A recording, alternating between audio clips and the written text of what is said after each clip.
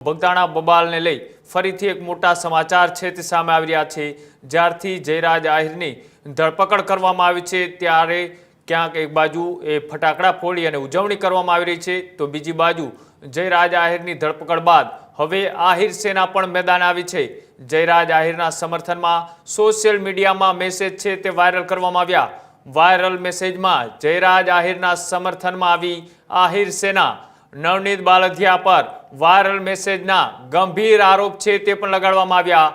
કોળી સમાજના કોઈ પણ ધારાસભ્ય કે સાંસદ આવે તો ગામમાં નો એન્ટ્રી, આવો વાયરલ મેસેજ છે તે અત્યારે કરવામાં આવ્યો। સાથે જ હીરા સોલંકી, પરસોત્તમ સોલંકી અને દિવ્યેશ સોલંકીનો બહિષ્કાર કરવામાં આવે, આવો મેસેજ અત્યારે સોશિયલ મીડિયાની અંદર વાયરલ થઈ રહ્યો છે।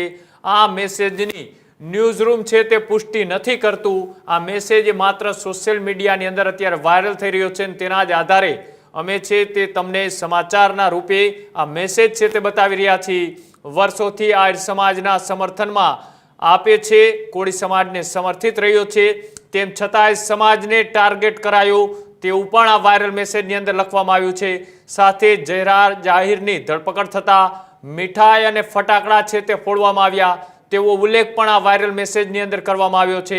સાથે જ માયાભાઈ આહિરના કહેવા પ્રમાણે આપણે શાંતિથી અત્યારે કોઈ પણ નિવેદન અથવા તો કોઈ એવી ઘટના અથવા તો કોઈ એવી પ્રતિક્રિયા ન આપીએ તેવું પણ વાયરલ મેસેજની અંદર લખવામાં આવ્યું છે।